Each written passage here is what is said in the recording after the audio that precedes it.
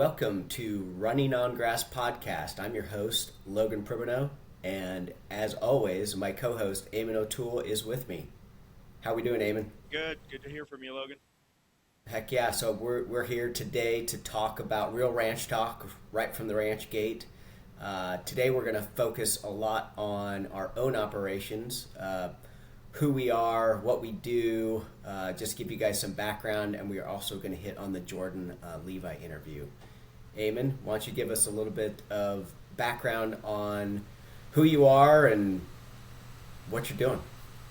Yeah, so as I mentioned in the last podcast, we run in south central Wyoming, northwest Colorado, and then we're right on the border down here, so we're in four counties right here, and then we lease a ranch that we winter on over in Laramie, Wyoming, and then also we winter cattle over in your part of the world with you and some of your neighbors. So, very spread out operation, 150 miles north to south, not all contiguous by any means. And part of that is due to we have at one time we were a pretty large sheep operation, and we've sold down those numbers, and we run about 1,200 sheep now. And then we've really upped our cattle size since we've lowered our sheep numbers. So we're running around 2,000 yearlings in the summertime, depending on the year and grass and things like that. We'll bring in 800 heifers for Logan that we're breeding, and then put into our Logan's heifer breeding program. And then I do the same with my heifers, and then I have my own replacement ranch heifers as well, and I'll have about 150 to 200 of those every year. So we're right around that 2,000 number there, and then if we have a good year with grass, we usually try and bring in another, 5 to 800 head of steers for Logan Wineglass Ranch there.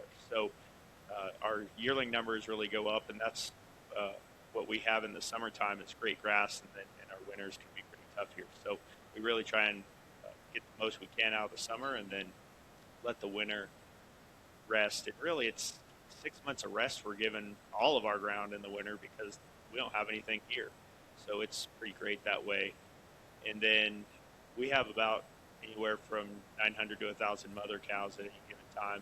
And we don't winter any of those here either. We winter those at the Wineglass Ranch, Logan, and some of his neighbors. And then also at a ranch we lease over in Laramie where they take care of them in the wintertime as well. So we'll run those here in the summer on our private national forest grounds and some lease ground we have. And then in the fall we'll ship them back out and get them back out to winter grazing somewhere else. So really, it's like we're talking about running on grass. We try to keep hay away from them as much as possible. Yeah, and I think we've been working together for 10 years now. I think we first ran your heifers in 16 or 17. Yeah, I think that's right. We So Eamon is long on summer range, and here in southwest Nebraska at the Wineglass, we're long winter range with our corn stock program. So Eamon, we get his cattle in the winter, and then in the summer we send him more cattle, and been doing it for 10 years now. yeah, it's worked really well.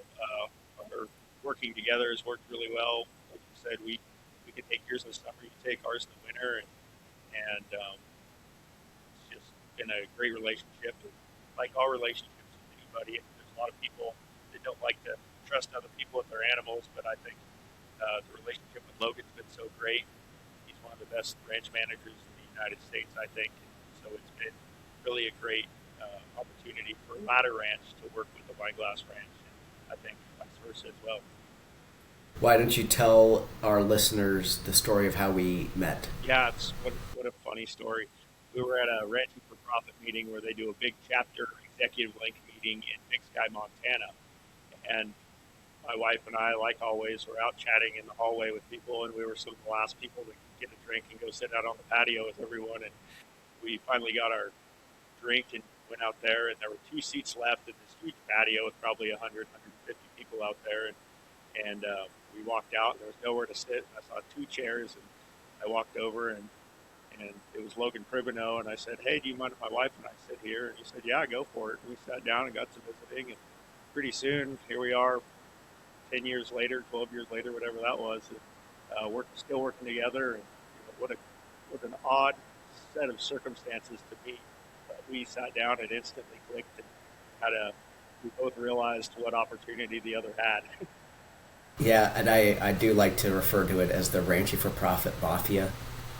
It it's like a in the ranching world, it's its own little insider club, and you're either in or you're out. That's free, Dallas, this time. We'll figure out a feed next time, perhaps. That's really funny. Yeah, Dallas Mountain. I hope you enjoyed that little plug there from Logan with the Mafia. So, Logan, tell us a little bit about your operation, and then we can kind of dig into more detail of what we do specifically in those operations. Sure. So I am fifth generation of wine glass, just like Eamon, uh, and have a cow calf stocker and farming operation. All dry land farm. We do rent a lot of irrigated corn stalks in the winter. Farming is actually a pretty big part of our cattle program. One of our claim to fames is most of our AUMs harvested as a ranch are on farm ground, either ours or other people's. So we're not your typical Heart of the Sandhills program. We spend a lot of time on farm ground, which brings its own opportunities and challenges. But yeah, we build a lot of fence. If you are allergic to putting up fence, do not come and work at the Wineglass Ranch. You are not going to be disappointed. Kind of like Eamon's, if you don't like saddling up and riding every day, all day, you better not apply. Same thing applies to fence at the Wineglass. Yeah, and I'll just kind of go back to our operation and comparing that. Where Logan is very much, we call flatlanders where we live. We live high up in the mountains most of the time. Even our desert country, our lowest place is 6,300 feet. We run up to 11,000 in the summertime. We'll take our sheep up pretty high, and our cows will go up to about 9 to 9,500. So we spend a lot of time in the mountains, and everything we do is on horseback. We rarely do an animal with a four-wheeler. We'll use four-wheelers to put out salts and mineral and things like that, but we don't do any, all of our stockmanship is done on horseback and not even on foot unless we're crawling through the brush to try and find it. So very different, but I always love to hear about Logan and how they use four-wheelers on their operation and what he expects each guy to have on a four-wheeler. Yeah, so we are all four wheelers. Bought our first four wheeler in 2001. So I was raised horseback, but appreciate the four wheeler. My guys will put on 4 to 5,000 miles on a four wheeler, which you're just not going to do with horses. It would require several of them, but it could be done. Could easily be done, but it would just be a lot of horses. So we do use a lot of four-wheelers. We're the Corn Belt Cowboys is what I like to call it. So we're just revving out there on four-wheelers. Eamon and I, we're totally polar opposites in so many ways, and that's just another example of how we're just completely different. Yeah, Logan told me one time when I was out visiting him, he said, I know if a guy is doing his job or not because I can see how many miles his four-wheeler has. Yes, it's actually a very good proxy to it's herd time and all that, and yeah, you can tell who's out there putting in the work based on the four-wheeler miles. Yeah, we'll saddle up in the summertime, including our sheep camp side of our operation, but we'll have 10 to 15 horses saddled every morning, every day all summer. We usually try and take Sundays off, but that's not always the case depending on what animals gotten out and things like that. But it's very different. We run about 45 to 50 head of horses. Logan does not own a horse, so I find another polar opposite thing. You tell them the story about the lights in the tack room. Yeah, I had a cowboy time work for me. I never even thought about it. We have lights in our barn, and so we walk in. You can reach in and put the barn lights on before you even open the door. And this cowboy said, my grandpa said, never work in a place that has lights in the barn because that means you're either going to be using them before the sun comes up. You'll probably be there after the sun comes down, and that's very true at Ladder Ranch. We have a lot of days where we leave. It's sun up in You, the morning. the lighting expense was a good ROI, huh? You're telling me that wasn't just for fun. No, no, absolutely not. There's a lot of nights we've learned our lessons in AIing and different things the hard way, and not being told, hey, it's better to take them out in the afternoon. And we started too late, and we were pulling cedars with pickup lights and riding home in the dark and getting in at midnight and all of those things. But horses can be ridden in the dark with by moonlight. You don't need headlights with ATVs. Speaking of, we collared the 800 heifers on Friday. I chose to do that on a Friday. You can collar 800 heifers in a day. We found out, but it was a heck of a day. Yeah, when we brake checked last fall, we did our collaring and we did 800 mama cows in a day, but we had done the heifers at a different time. Our bred heifers, we did those earlier, so we didn't have quite as many to do in the full day to get all of our cow herd done. But it is a heck of a day, and the vet was frustrated because he can work so much faster because you're trying to get the collars on, but also we couldn't put a collar on until the vet made sure that she was pregnant. So it was a little bit of back and forth, but you could tell our vet was like, man, I could have been done hours ago, and here we are. Yeah, it was something. And Austin, the first guy hired in the United States, came out to help us for the first half day, which was nice. He had some pretty good stories. He's a Nebraska boy, but yeah, I was collaring, and after about 300-400, it was just that same repetitive task. It wore me out, so I had to switch out with the guy running the chute, but we got her done, and now we're live with them, and it is like crack to know where all of your animals are, to pull up your phone at like 9 p.m. and be like, oh, let's go check them out, see where they're sleeping. It's very addictive. Are you getting that same buzz that they say people get looking on Facebook and getting that instant like reward of likes or something like that when you get on the app of Halter and you can see where the cows are and you're checking? Yeah, if you're a grazing guru guy, it's and what you get out of it. I'm not there yet, but just being able to be like, oh, let's see where they are now, and it's just it's addicting. So yeah, it is like Facebook likes. You nailed it. Gives you that little dopamine hit or whatever they say it is. We like a normal guy that's got some states the average herd size is 18, some are larger, some are smaller, but I think Logan and I are trying to do the same things that these smaller operators are doing, in that we're trying to maximize our operations. We're trying to use these collars to hit every acre that's possible, and then also be able to manage on a micro scale this macro herd where I'm doing 800 heifers on 20 to 25 acres a day, depending on if the grass is in a growing stage or more dormant in the fall.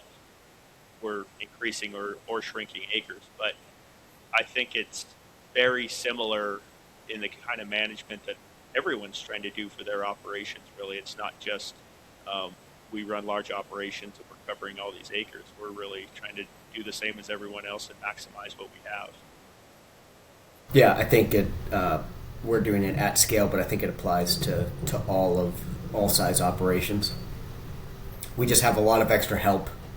Yeah, same. I'm very blessed that way with guys to help me run all this stuff.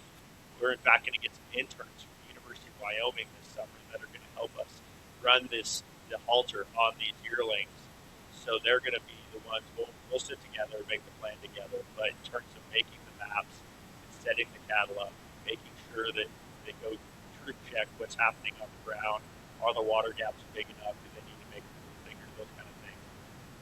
Those interns are really going to be invaluable, and I think it's going to give them a great opportunity when they get out in the world to get a job at some operation, whether they want to be a ranch manager or whatever they want to do. This will put them a whole step ahead, that they've managed a large grazing herd all summer doing, oh gosh, we're going to probably do upwards of 100 moves. So it'll be be really cool. I'll bring this up together.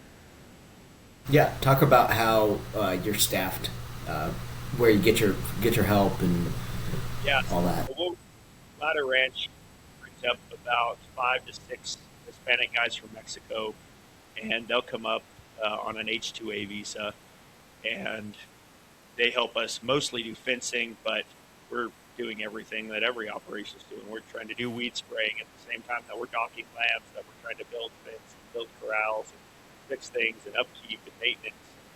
So I uh, those guys do that, and then I have 2 guys that are from Peru, also on H-2A visas, that are actually lambing right now, and then they help us do our irrigation this summer for um, for this grazing technique, and then also for putting up hay and different things that direction for the sheep side of our operation.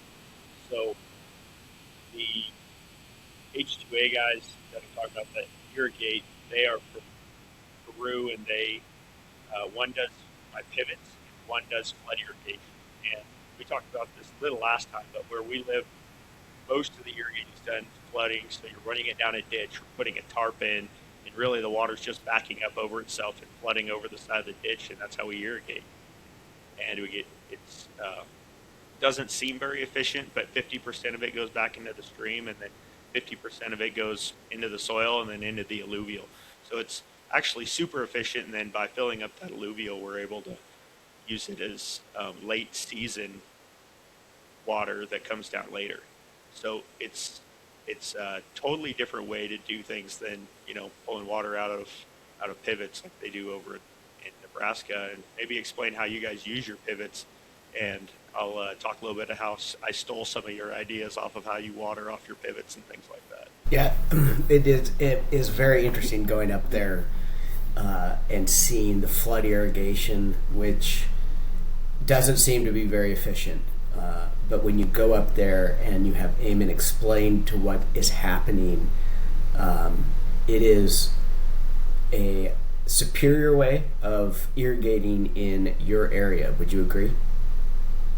Yeah, I would say it's very unique, at least to the Mountain West, compared to most everywhere else. Because when you get down to the Imperial Valley, we're talking about drip irrigation and using the most precise measurements of how much water an actual nut tree or whatever it is they're growing needs. Where we're like, let's put on as much as we can so we can soak up the system, because we live in this aquifer that keeps the river alive if you flood irrigate. But if you use only pivots, then you're letting the water go by, and that water's not there for later to keep the river recharged.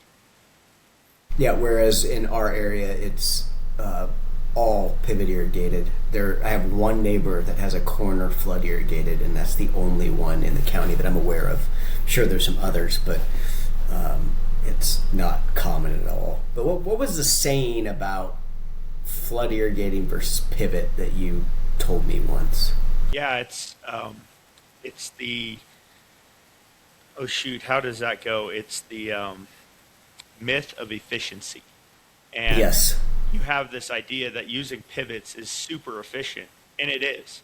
But in the system I'm in, where I'm at the head of the Colorado River, the myth of efficiency is, if I don't use all the water and try and flood as best I can to fill up that alluvial in my soil, then that water is all gone, and then by fall I don't have any water left to keep the fish and the birds. And I mean, I get into this whole thing where I love to talk about the birds, the bees, the beavers, the fish. We have sandhill cranes that come through that are actually here right now. They have their colts here, and then they'll move on and head back south for the winter. But it's just a very it's an ecosystem unlike anything I've ever seen outside of the Mountain West. But we really try and use all of these things to our advantage. And by having wet areas on your private lands, that's where these birds and bees and beavers and everything want to live. And everything stops over here. And the deer and the elk, and we'll go up into our meadows where we flood irrigate, and you'll have 500 head of elk calving right there in your meadows that we're trying to graze with all these yearlings later in the summer. So it's very interesting to see how we're all working with nature. And I think that's one place where we can go into. It's Logan and I have a unique relationship in that both of our families have won a Leopold Award. Logan just won the National Leopold Award. Um, my family wasn't quite on that level, but Logan really has done something there. So Yeah, I don't have much to show for it yet, but same. We're both very conservation minded. I inherited it from my father.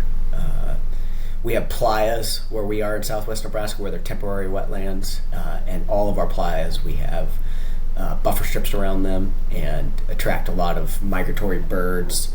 I'm 42 years old and fully into my birding era, and it is very fun to go and see what you can see this time of year with the migratory birds. So yeah, both very conservation minded, very much focused on the wildlife aspect, and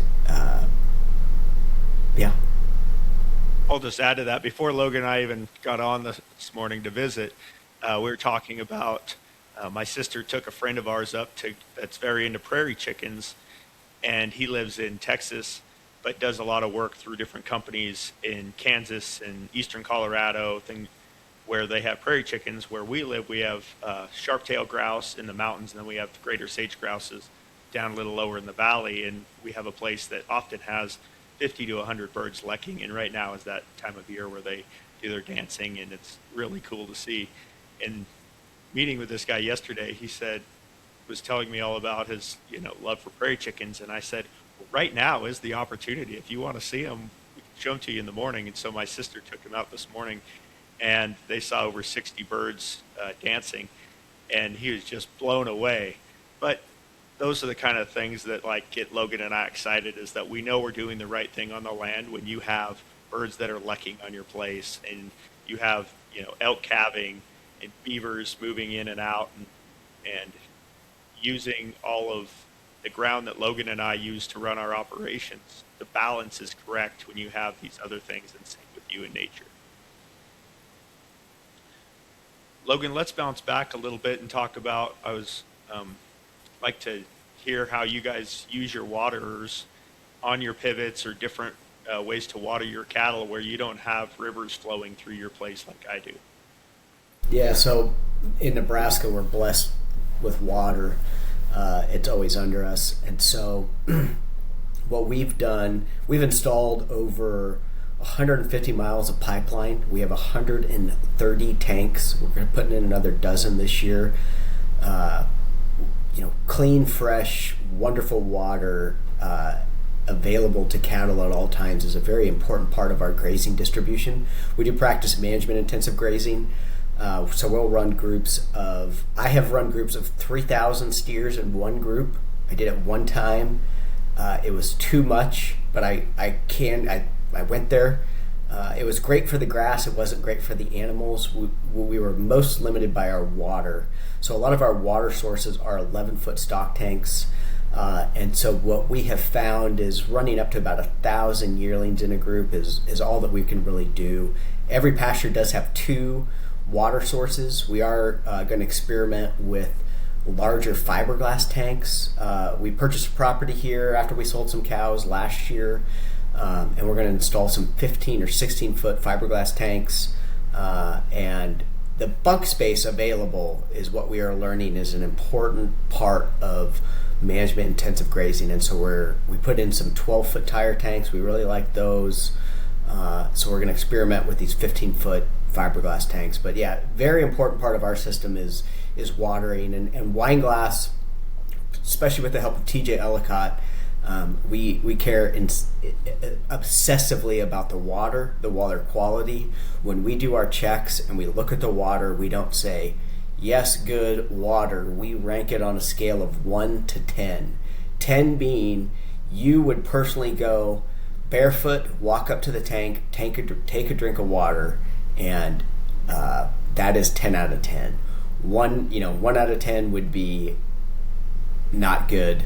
10 out of 10 would be that. So we do obsessively care about water in Nebraska, which we can do because of our tanking system, which is different from Eamon, who has to rely on snow at times, rivers a lot of times. And tell us about your your water setup?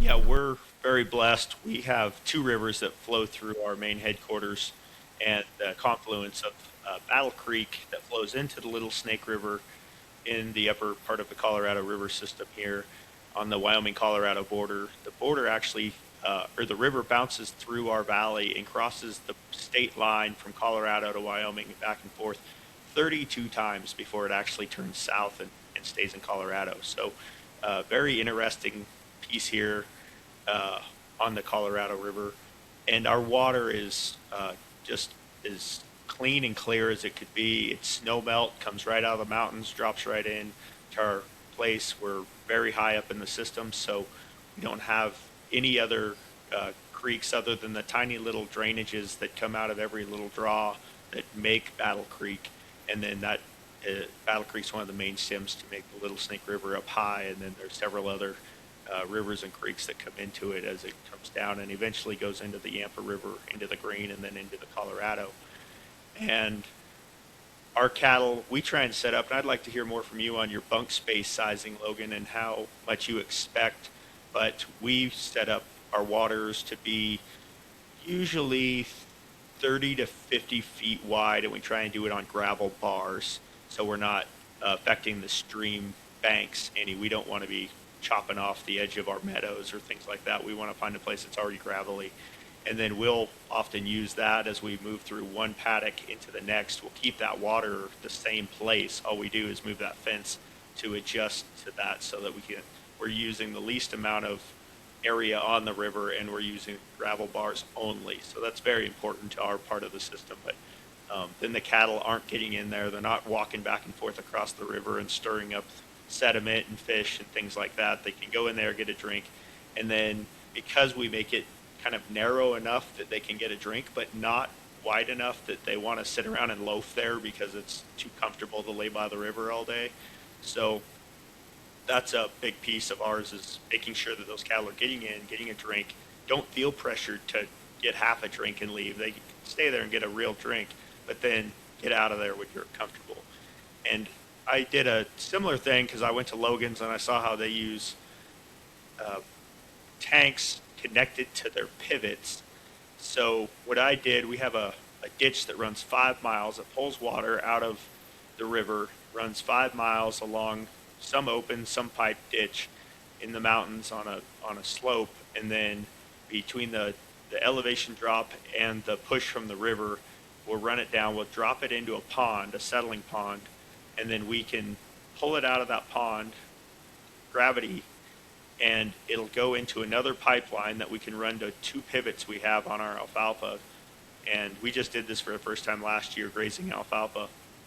But we built a 20-foot bottomless tank. So it's a metal tank with a concrete base that it's built into so it can't leak out the bottom. And then it's got a 5-foot skirt around it so that the cattle aren't wearing down the dirt around the tank. And then we build our electric fence outside of that tank so same purpose. We can open these gates. These cattle can come in from different directions to the tank.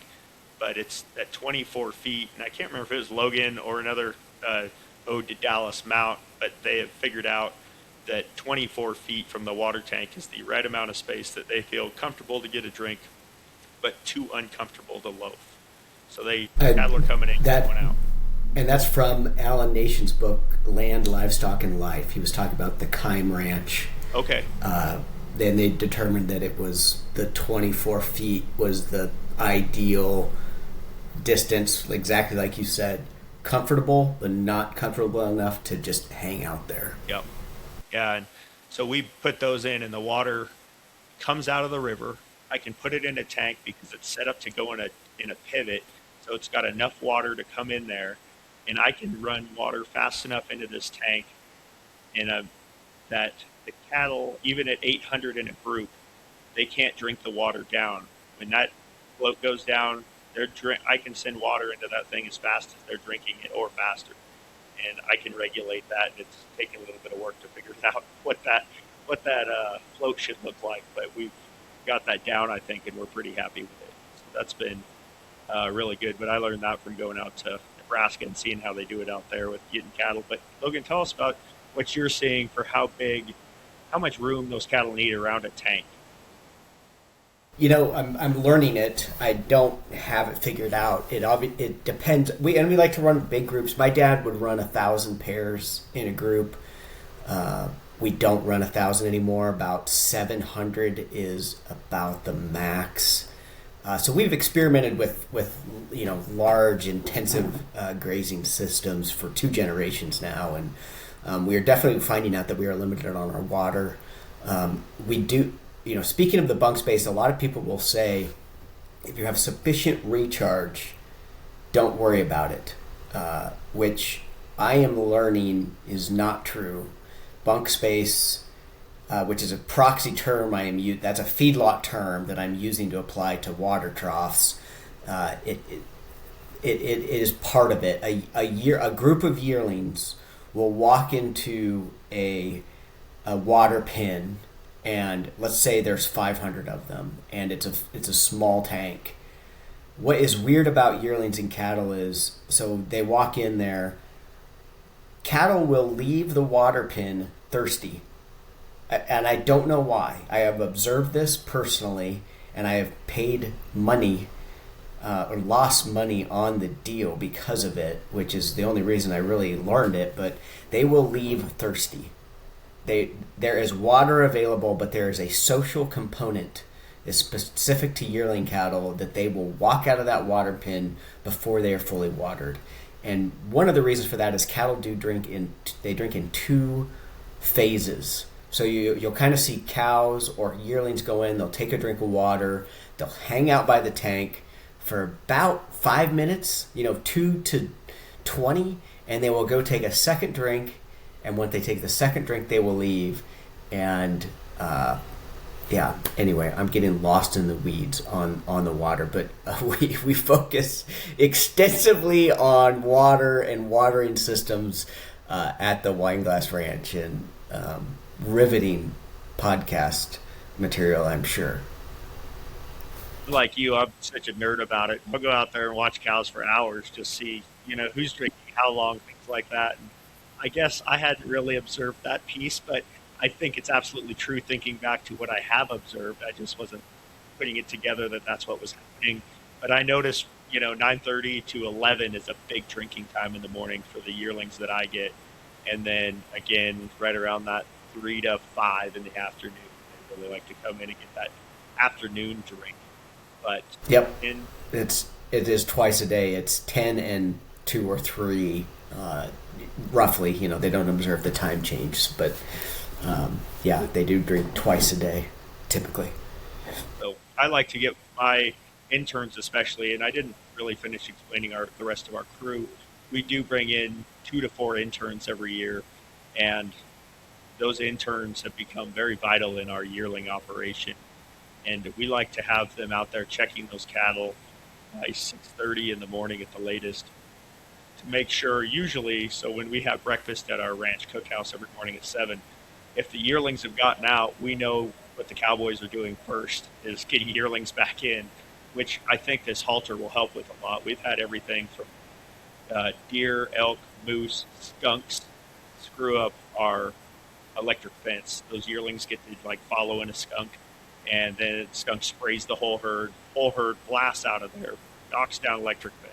They're all spread over everything that we've either grazed or haven't grazed or both at 6:30 in the morning, and this happened at 2 in the middle of the night. So we've really seen a lot of things with intensively grazing with electric fence that we think halter will help with, and that's one of them. But I'm not certain that they're not going to run through a virtual fence either, so I guess we'll find that out. But the deer, elk, moose stuff should help us a lot, where they don't know that fence is there. It's never been there before. It's only been there for 6 hours, and they go through and run through it in the middle of the night, and then everything's out. So we like to get those cattle checked first thing in the morning, and then we know what kind of day we're going to have in front of us. And now you'll be able to check them from your bed when you wake up. That's right. I could make a paddock for them to move them at breakfast at 7 and have them moved. But they do like to be moved about 6:37 in the morning too. So having interns go down there, check those cattle, make sure everything's good, and then open that gate to the paddock they made the night before, so those cattle can move they can come back to breakfast. Those cattle will move while they're eating breakfast, and by the time you get back down there, you just pulled your back fence off. So uh, that's been really a learning curve also to see when cattle like to do things. Yeah, I think you're really gonna love it, personally. Yeah, Logan's had these collars like we mentioned all winter, and I have not gotten to play with them even though they're on my cattle. I have not gotten to play with them all the time at all, and Logan's been doing it daily. So we're pretty excited to get these cattle back and start messing with them some more. Logan, let's visit a little bit about the Jordan Levi conversation we started last time. Fascinating. I Yeah, I had not. give us the rundown for those who have not seen it. What is it? So I watched it on YouTube, and it's Jordan Levi being interviewed. He is the kosher cowboy. He is a owner, and I'm a little unclear to exactly how it works, but he owns the company Acadia. Is that right? I believe so. Which we would know as they own Five Rivers Yeah. cattle feeding company. In 6 states, they're spread around. They have a lot of feeding opportunities that they do, and he's explaining how he uh, manages risk. That is every time the interviewer is asking him a question, he always goes back to managing risk rather than uh, investing or things like that. But he does have a group of investors. It sounds like, and they're running. How many they say 500,000 cattle more or less at a time? No, 900,000. Oh, 900,000. Yeah. So it's really amazing. Logan, go ahead and tell what you got out of it. I was impressed. He was very intelligent. He said that he taught a trading class at Colorado State University, and I want to take that class. For free. Yeah, I know. They won't let us go for free, I don't think, Eamon, but And he does it for no, maybe he does it for no pay. Maybe they still charge for the class. Yeah, but I definitely would like to take his class. But very fascinating, very intelligent human managing risk. I will say, cattle feeders have had a historic 5-year run here where the market just went up. And I say that as a cow-calf operator, stocker operator. I'm part of it too, but we are all at that part in the cattle cycle where we are all brilliant, wonderful, visionary operators. And I don't know exactly how much longer it is going to last, but I think the times are changing. Yeah, and Jordan Levi talks about he sits in a room with a team, and they're watching a lot of corn features because that's mostly what they're feeding. I think he said they're maybe the largest or the second largest corn purchaser in the United States behind the ethanol guys.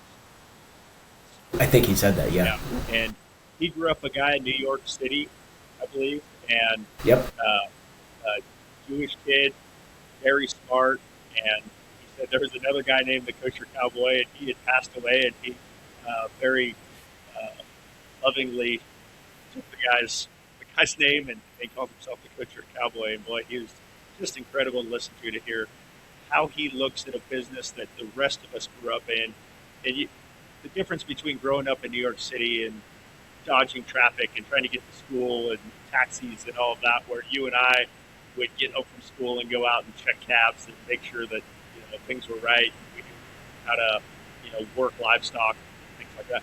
He came out, which to his advantage in many ways, did not know how to do any of that. He didn't even know the difference between a steer and a heifer and a bull and a cow, and he's learned all that. But he's coming in with this knowledge that is just jumping all over itself in terms of how fast he can take it in and turn that into dollars, because he doesn't see the animal as he did. I don't know if he owns cows or not, but he did not come into it thinking I love my cows because I spend time with them like you and I have grown up doing. He comes in and it's more of a number in a feedlot and a system, and he has the ability to see how to turn that into dollars, where you and I probably get thrown into the mucky muck of feelings for animals. Yes. Yeah. He did talk about the rancher, the cow man. What was your takeaway from that? He had a lot to say about us. How did you What did you think he had to say about the rancher? He seemed very obviously understanding the cow calf man is so important in the business, and that his business doesn't exist without the cow calf man. So he I felt like he holds the cow calf guy in a high regard than you. I did. It is amazing how he and many others in the industry are talking about how hard it is to calve a cow, and it's very fascinating. As a cow man who's currently calving Eamon's cows and my own, um, do you think it is as hard as these analysts and Levi Jordan make it out to be? Personally, I do not, but I've been doing it my whole life, and so it's kind of like, the guy that works in the butcher shop. I would find his job very hard, but he thinks it's probably easy because he knows what he's looking at more than I do. So I guess maybe that's how I took that to mean. But I've also seen enough operations where people are, I think, making it harder on themselves than they need to.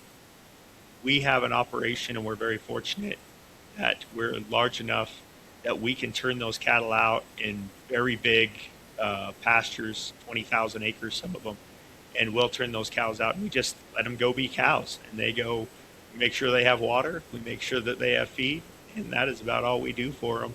The country's too big to really go check on them unless you happen to be driving by and there's one next to the road that you can see, or you're on horseback and you happen to come up on something. But in that a country as large as that, it just doesn't. It's not a difficult task for us here at Ladder Ranch, and especially when we have them at your house and you're doing it. Yeah, Dallas just wrote about this in his last profit points about how it is as difficult or as easy as you want it to be. And calving heifers is a different story. I've been helping TJ, and we're off to a bit of a rough start. Heifers are a totally different deal, but cows, it can be as easy or as difficult as you want it to be. And I think that the analysts and Jordan Levi get it wrong when they say it is incredibly difficult, 365 days a year work. I think that it is not, and I think it's being oversold to the public how terrible it is to run cattle. After all, they do the work, they do the grazing. You just need to get out of the way most of the time. Yeah, and that's what I found too. We used to calve on our hay meadows like a lot of people, especially in the Mountain West. We bring it, come in close to the house, feed them hay, calve on the meadows, deal with whether it's river running by and cows hopefully not drowning their calves in the river and laying in ditches, and there's a million different ways a cow will kill herself and or her calf when they're in a confined situation. And it seems like that number went down drastically when we were able to get them out and let them have enough space that they could go comfortably calve on their own without a bunch of other cows around them, and having ditches to lay in and rivers to fall in and things like that. So I agree with you. I don't think it has to be as hard as some of us make it, and I was slow to learn that. And through generations, I absolutely respect everything every generation ahead of me did. But I think that my parents raised me to say, don't think outside the box, think like there isn't a box.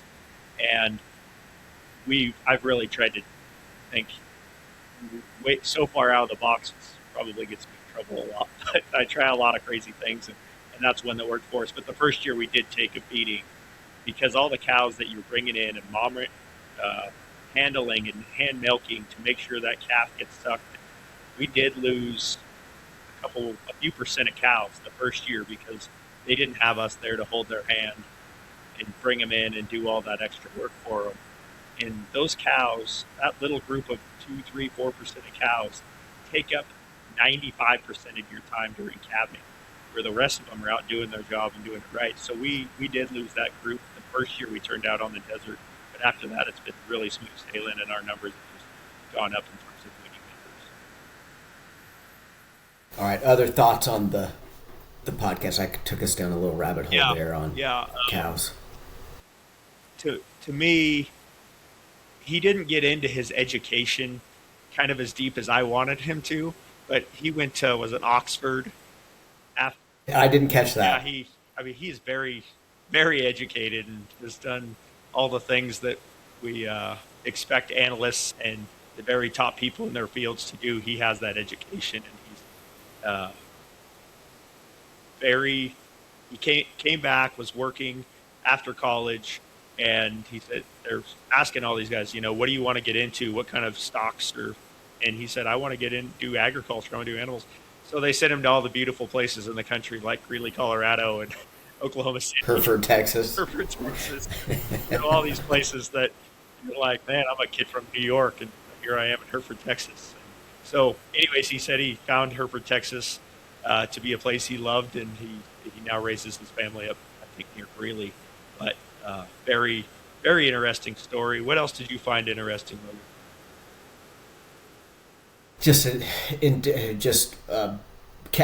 Intelligent capital in the cattle industry is welcome.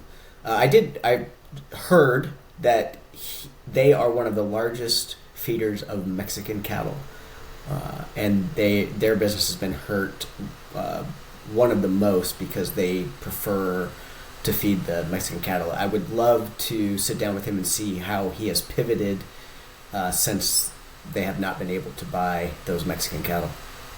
Yeah, and the interviewer asked him a question, says, what is the perfect animal to feed? He said, the one that makes the most money. He didn't say, it has to be a heifer and it has to come in at 514 pounds and with a black hide. Finish. He didn't do any of that. He just said, I don't care if it's a steer or a heifer. If it can gain well and do it efficiently, and the timing is perfect in the market where corn is cheap, all of those things lining up are what got him excited. It wasn't the specific animal of, if I could go buy 900,000, 514 pounders that do this exact thing. It was all about a whole bunch of other factors that are totally out of everyone's control. Yeah, I think that intelligent capital in the cattle industry, we're probably all better off for having Five Rivers operate the way that they do. Yeah, he talked about what a great team Five Rivers is, and that was a big piece that stuck out to me. Just like you have a great team at Wineglass, and I have a great team at Ladder Ranch, he has a great team at Five Rivers. It's 650 employees or something like that. It's a larger team, but they do well because they do things with intention, and they care, and they hire good people. They're not trying things and just seeing if it works. When you're feeding that many animals and you up the grain ration by 1/10 of a pound or down it by 1/10 of a pound, or just add a different feed source, the ripple effects through an operation of that size are monumental. You can have tidal waves at the end if it doesn't work right. Yeah. Well, let's put a bow on it. What should we talk about next time we get together next week? I think we could talk about what we're going to do this spring as we move forward into these markets. Have we done LRP yet? Are we waiting for a certain number to hit? That's one of the things I keep wrestling with myself every day, for sure. Is I keep hearing this $4. Should I go $4 or should I? 373 is not too bad, right? So. Yeah, I was reading, and I haven't checked the markets this morning, but I heard 380s in play and above. So yeah, let's spend a lot of time on marketing. I did read some stuff on Darryl Peel, Don Close, and Dennis Smith. They're all pretty optimistic. So I think we should definitely hit on that. And let's hit on what we're doing. So hedging strategies, LRP. We are at new fresh all-time highs versus last week when we were at also new fresh all-time highs. It'll be interesting to get into what that is all about. So Right. catch us. I think it'd be good to hit a little bit on what we're seeing with these Mexican cattle, what's going on, how they're bringing them in, and also what the Mexican guys decided to do when they lost their market up here. Yeah, the total. Yeah, and like someone said, those cattle aren't just waiting at the border for when it reopens. They all found a home, and we might have seen some structural change. So, yeah, we can hit on that. But catch us next week on the Running with Grass podcast with Logan Pribbeno and Eamon O'Toole. Thanks, everyone. Yep. Thanks, Eamon. Always a pleasure.